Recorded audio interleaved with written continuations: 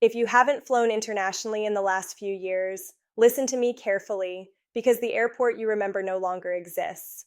The long line, the board officer, the casual stamp on your passport, all of that is history.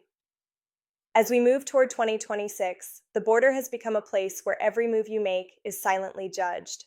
It's no longer just about what's written in your passport. It's about how you walk, how you look around, how steady your hands are, and how you answer questions when pressure is on. The screening doesn't start at the desk anymore. It starts the moment you step off the plane. Airports now use what insiders call passive behavioral analysis, where cameras powered by algorithms and plainclothes, officers hidden in the crowd study people in line, not for weapons, but for tiny signs of stress and deception. And here's what should worry anyone over 60. The system doesn't know the difference between guilt and age, shaky hands because you're tired, sweat because the terminal is hot, confusion because the signs are terrible, or simple nerves after a long flight can all be flagged as suspicious. I met a lovely couple last month, let's call them the Martins, both in their late 70s. They were quietly debating whether their hotel was on Maple Street or Oak Street.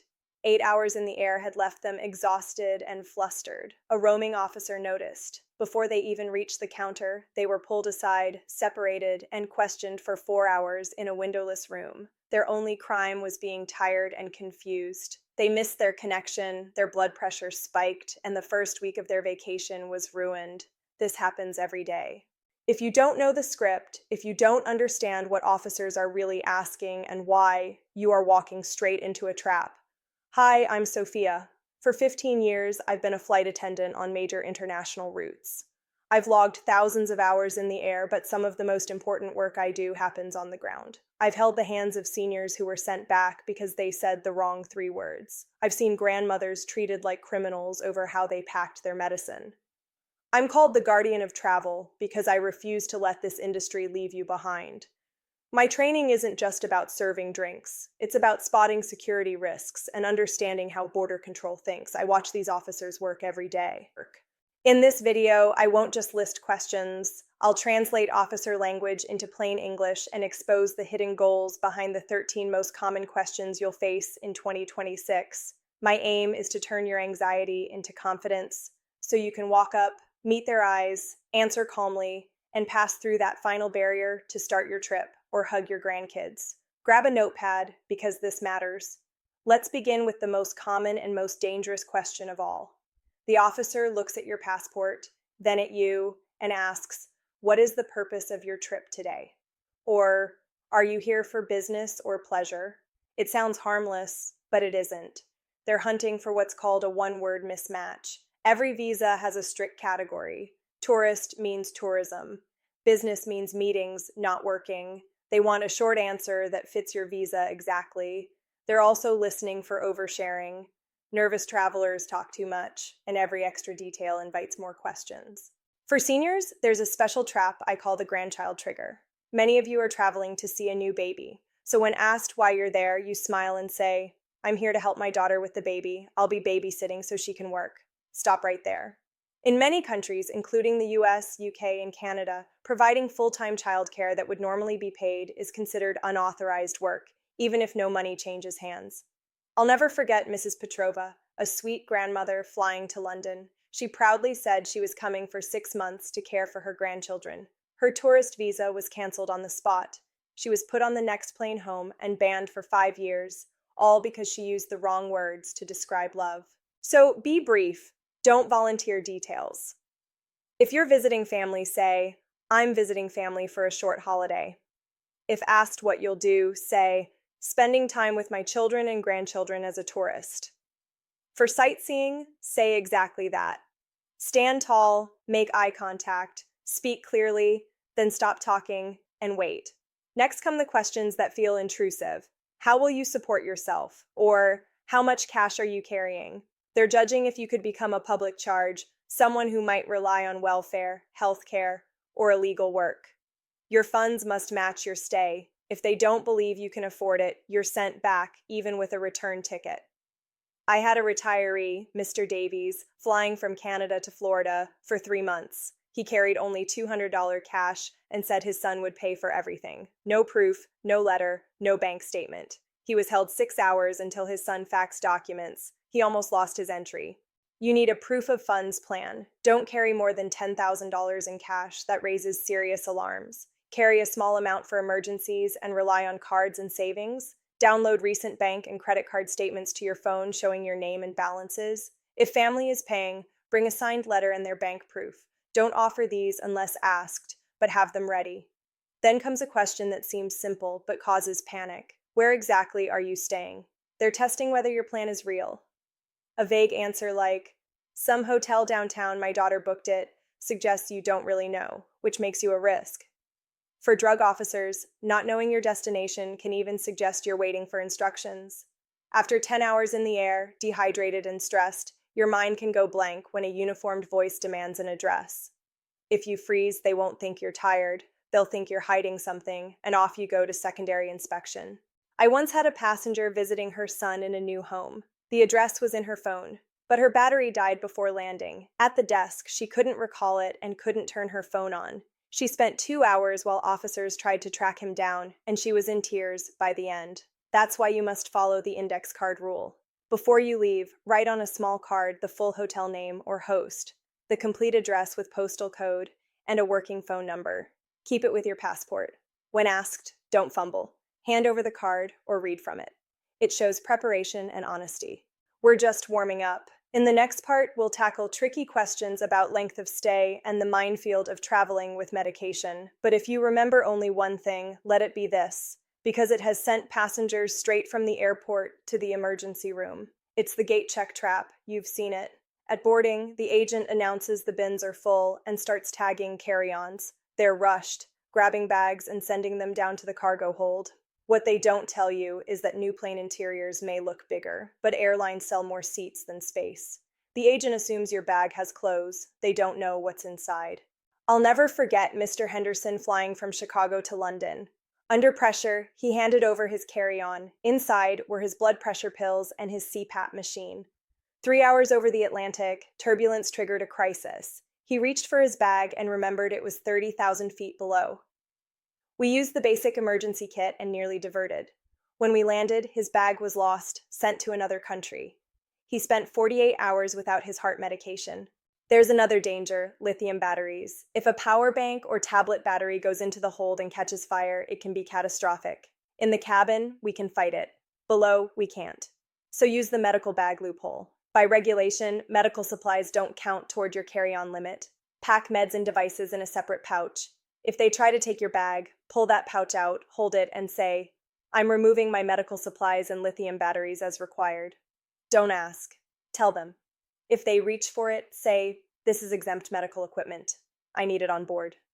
They will stop. Now let's talk paperwork, because if you think travel works like it did in 2018, think again. 2 big changes are hitting at once. For Americans flying domestically, Real ID is fully enforced in 2026. If your driver's license doesn't have that black star, you're not getting through security. Period. For Americans going to Europe, there's ETIAS, the European Travel Authorization. It's not a visa, but without it, you won't board. Airlines face heavy fines if they let you fly without approval, so agents are strict. I saw the Millers, married 50 years, heading to Paris for their anniversary. Passports and tickets ready, but no ETIAS code.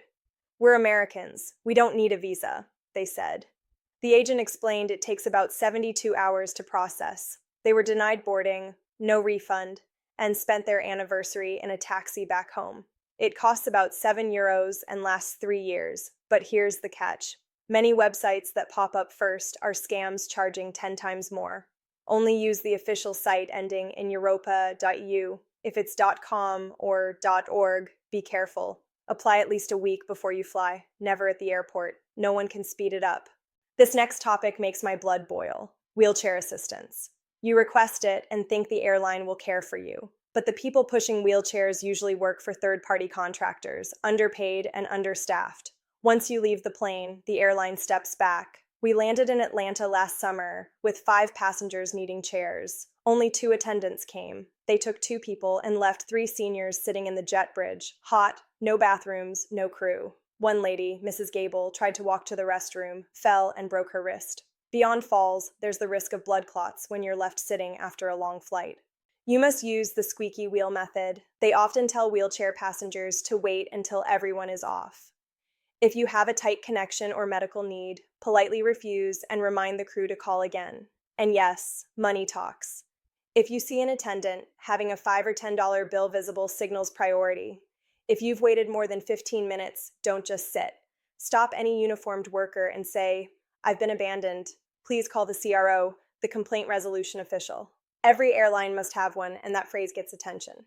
Finally, let's talk about where you sit. You might think basic economy saves money, but it's a restrictive contract designed to make you uncomfortable.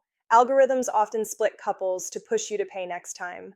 For a young traveler, a middle seat is annoying. For a senior, it's a health risk. You move less, drink less to avoid bothering others, and dehydration and stiffness set in. I had Arthur, fresh from hip surgery, stuck in a middle seat. He didn't want to wake the aisle passenger, sat still for 6 hours, and couldn't stand when we landed. Paramedics had to lift him out. When you book, watch the fare codes. Avoid E, N, or X, often basic economy. Look for M, H, Q, or K, which usually mean main cabin.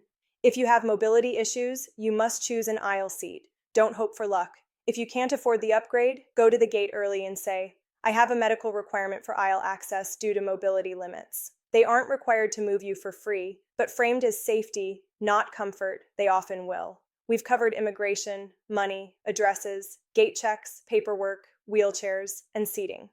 All of these moments can decide whether your trip begins smoothly or turns into a nightmare. But before we close, there's something else that quietly affects almost everyone in the air, especially seniors, and most people get it wrong. It's hydration. You've been told for years to drink water on flights, and that's true. But here's the paradox. The water you drink might be part of the problem. Aircraft cabins are extremely dry, so you lose moisture faster than you realize. You drink more, but then avoid bathrooms, especially if you're in a middle seat or using assistance. So you sip less than you should, becoming dehydrated anyway. Dehydration thickens the blood, increasing clot risk, worsens jet lag, and makes confusion more likely at the border. At the same time, many people rely on cabin tap water for tea or coffee. While regulated, it sits in onboard tanks and can upset sensitive stomachs. The result is fatigue mixed with stomach trouble, exactly what you don't want before facing immigration. The safer approach is to bring your own empty bottle and fill it after security with filtered water. Drink small amounts often, not large amounts rarely. Pair water with light snacks that contain salt to help absorption, and don't avoid the restroom. Getting up keeps blood moving and reduces clot risk. Movement is medicine in the sky. Now, let me give you my final checklist for 2026, because preparation is what turns chaos into control. Before you leave, confirm your documents: passport validity, visas, or travel authorizations like ETS and Real ID if flying in the US. Prepare your answers for immigration and practice saying them clearly and briefly. Organize proof of funds and keep it accessible. Write your destination details on an index card and keep it with your passport.